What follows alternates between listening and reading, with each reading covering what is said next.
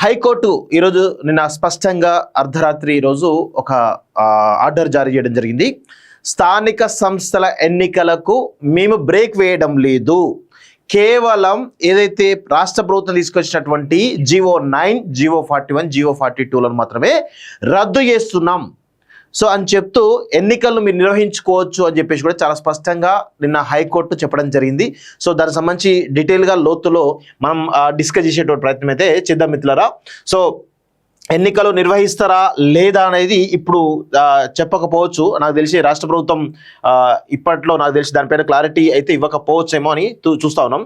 So ఇక్కడ చూడండి, పాత విధానంలో ముందుకెళ్ళొచ్చు, రిజర్వేషన్లు 50% మించొద్దు, జీవో 9, 41, 42లపై స్టే ఉత్తర్వులు, హైకోర్టు ఎన్నికల ప్రక్రియలో జోక్యం చేసుకోలేదని స్పష్టీకరణ అంటూ చూస్తా ఉన్నాం. సో ఎన్నికల ప్రక్రియలో మేము జోక్యం చేసుకోవడం లేదు, కేవలం జీవో ఏదైతే 42% సంబంధించిన జీవోలు ఏవైతే ఉన్నాయో జీవో 9, జీవో 41, జీవో 42లను మాత్రమే రద్దు చేస్తున్నాం, వాటికి మాత్రమే స్టే ఇస్తున్నాం అని చెప్పేసి చాలా స్పష్టంగా హైకోర్టు చెప్పడం జరిగింది. ఇప్పుడు ఎన్నికల కమిషన్ గతంలో ఉన్నటువంటి రిజర్వేషన్లు ఏవైతే ఉన్నాయో 24% రిజర్వేషన్లతోటి ఎన్నికలకు పోతుందా, లేదంటే దీన్ని మళ్ళీ ఇంకేమన్నా మార్పులు చేర్పులు చేసి మళ్ళీ ఏమైనా జీవో తీసుకొచ్చేసి మళ్ళీ ఏమైనా చేస్తారా అనేది కూడా కొన్ని రోజులు ఆగితే కానీ తెలిసే అవకాశం ఉంది. అసలు రాష్ట్ర ప్రభుత్వం ఏమో సుప్రీంకోర్టుకి వెళ్ళి స్టే తీసుకొద్దాం అనే ఈ హైకోర్టు స్టే ఇచ్చింది కదా, దాని మీద స్టే తీసుకొద్దాం అనేటువంటి ఒక ప్లాన్లో ఉన్నట్టు కనబడతా ఉంది.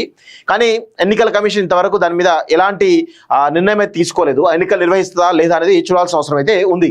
సో బీసీలకు 42% రిజర్వేషన్ కల్పిస్తూ ప్రభుత్వం జారీ చేసినటువంటి ఉత్తర్వులను నిలిపివేసినందున గడువు తీరిన స్థానిక సంస్థల ఎన్నికలు నిర్వహించడానికి పాత విధానం ప్రకారం ఎన్నికల సంఘం ముందుకు వెళ్ళవచ్చని హైకోర్టు పేర్కొంది. రిజర్వేషన్లు 50% మించొద్దని తెలిపింది. స్థానిక సంస్థల కాలపరిమితి దాటినప్పుడు రాష్ట్రం, కేంద్రపాలిత ప్రాంతాల్లో ట్రిపుల్ టెస్ట్ నిర్వహించే పరిస్థితి లేకపోతే ఎన్నికల సంఘం ఆ దామాషా సీట్లను ఓపెన్ కేటగిరీ సీట్లుగా నోటిఫై చేసి ఎన్నికలు వెళ్ళవచ్చంటూ రాహుల్ రమేష్ వాగ్ కేసులో సుప్రీంకోర్టు 2022లో మధ్యంతర ఉత్తర్వులు జారీ చేసిందని తెలిపింది. దీని ప్రకారం 42% ఈ జీవోను ఈ కోర్టు నిలిపేసిన దామాషా సీట్లను ఓపెన్ కేటగిరీ కింద నోటిఫై చేసి స్థానిక సంస్థల ఎన్నికలపై ముందుకు వెళ్ళవచ్చని స్పష్టత ఇచ్చింది. బీసీలకు 42% రిజర్వేషన్ కల్పిస్తూ జారీ చేసిన జీవో నెంబర్ 9, ఎన్నికల ప్రక్రియకు సంబంధించి జారీ చేసిన 41, 42లను ఎన్నికల షెడ్యూల్ నోటిఫికేషన్ సవాలు చేస్తూ దాఖలైన పిటిషన్లపై ప్రధాన న్యాయమూర్తి justice Aparesh Kumar Singh, justice GM మోహినుద్దీన్లతో కూడిన ధర్మాసనం స్టే ఇచ్చిన విషయం విదితమే. ఈ ఉత్తర్వుల పూర్తి ప్రతి శుక్రవారం అర్ధరాత్రి అందుబాటులోకి వచ్చింది. అందులో ధర్మాసనం ఏం చెప్పిందంటే, వికాస్ కిషన్ రావు గవాలి కేసును పరిగణలోకి తీసుకొని జీవో 9, 41, 42 నిలిపేస్తూ మధ్యంతర ఉత్తర్వులు జారీ చేస్తున్నాం. ప్రతివాదులు లేవనెత్తినటువంటి అన్ని అంశాలపై మేము ఎలాంటి అభిప్రాయం వ్యక్తం చేయడం లేదు. ఎన్నికలకు ముందుకు పోవచ్చు, అదేవిధంగా అయితే రిజర్వేషన్లు 50% మించరాదు. దామాషా సీట్లను ఓపెన్ కేటగిరీగా నోటిఫై చేసి ఎన్నికలు నిర్వహించాలి. ఈబీసీలకు 42% రిజర్వేషన్ కల్పిస్తూ ప్రభుత్వం జీవో 9 జారీ చేసింది. దీని కారణంగా రిజర్వేషన్లు 67% చేరుతాయి. జీవో జారీ చేయకముందు ఎస్సీలకు 15%, ఎస్టీలకు 10%, ఓబీసీలకు 20%, మొత్తం 50% రిజర్వేషన్లు ఉండగా ఇవి వికాస్ కిషన్ రావు గవాలి కేసులో సుప్రీంకోర్టు విధించినటువంటి 50% పరిమితికి లోబడి ఉన్నాయి. ఓబీసీలకు రిజర్వేషన్ కల్పించే ముందు కృష్ణమూర్తి కేసులో పేర్కొన్న ట్రిపుల్ టెస్ట్ విధానాన్ని ఖచ్చితంగా అమలు చేయాల్సిందే. సో ఓబీసీలకు రిజర్వేషన్ కల్పించే ముందు కృష్ణమూర్తి కేసులో పేర్కొన్నటువంటి ట్రిపుల్ టెస్ట్ విధానాన్ని ఖచ్చితంగా అమలు చేయాల్సిందే. ట్రిపుల్ టెస్ట్కు అనుగుణంగా రాష్ట్రంలో వెనుకబడినటువంటి వర్గాలపై సర్వే నిర్వహించడానికి ప్రత్యేకంగా కమిషన్ ఏర్పాటు చేసి కమిషన్ నివేదిక ఆధారంగా రిజర్వేషన్ కల్పించినట్టు రాష్ట్ర ప్రభుత్వం వాదన వినిపించింది. ఎస్సీ, ఎస్టీ, బీసీలకు 50% పరిమితి అన్నది కఠినమైన నియమం కాదని, సవరించుకునే వెసులుబాటు ఉందని వాదించింది. ఈ వాదన సమర్థిస్తూ ఇంద్ర సహాని జనహిత్ అభియాన్ కేసులో ప్రస్తావిస్తూ ఆర్థికంగా వెనుకబడిన వారికి 10% రిజర్వేషన్ కల్పించే విషయాన్ని మా దృష్టికి తెచ్చింది. ఎంఆర్ బాలాజీ కేసులో 50% పరిమితి తప్పనిసరి కాదని, వెనుకబడిన ఈశాన్య రాష్ట్రాల వంటి ప్రాంతాలకు ప్రత్యేక పరిస్థితుల్లో మినహాయింపులు ఇవ్వచ్చని సుప్రీంకోర్టు పేర్కొందని తెలిపింది. సుప్రీంకోర్టు వెలువరించినట్టు తీర్పులన్నింటినీ పరిశీలించిన నేపథ్యంలో ప్రభుత్వం జీవో 9, 41, 42 జారీ చేసే ముందు వికాస్ కిషన్ రావు గవాలి కేసులో పేర్కొన్న 50% పరిమితి అమలు చేయడంలో విఫలమైందని ఈ ధర్మాసనం ప్రాథమికంగా అభిప్రాయపడుతుంది అని పేర్కొంది. రాజ్యాంగంలోని అధికరణ 243 ప్రకారం సెప్టెంబర్ 29 ఎన్నికల సంఘం జారీ చేసిన ఎన్నికల ప్రక్రియలో జోక్యం చేసుకోలేదని ధర్మాసనం తేల్చెప్పింది. ఎన్నికల ప్రక్రియను ఈ కోర్టు నిలిపివేయాలని పేర్కొంది. ఈ పిటిషన్లో వివాదాన్ని తేల్చేదాకా 42% రిజర్వేషన్ కల్పిస్తూ జారీ చేసిన జీవోతో పాటు తదనంతర ప్రక్రియ నిమిత్తం జారీ చేసిన జీవో 4140 మాత్రం నిలిపేసినట్లు తెలిపింది అంటూ చూస్తా ఉన్నాం. సో నేను గతం నుంచి కూడా చెప్తా ఉన్నాను, ఇక్కడ ట్రిపుల్ టెస్ట్ ఏదైతే ఉందో దానిలో భాగంగా డెడికేటెడ్ కమిషన్ ఏదైతే నియమించారో డెడికేటెడ్ కమిషన్ సర్వే చేయాలి. సర్వే చేసి ఈ డెడికేటెడ్ కమిషన్ నియమించాలి. దాని తర్వాత ఏదైతే ఎంపెరికల్ డేటా, ఈ సర్వే సమగ్ర కుల సర్వే ద్వారా ఎంపెరికల్ డేటాను సేకరించి ఎంపెరికల్ డేటాను అనలైజ్ చేయాలి.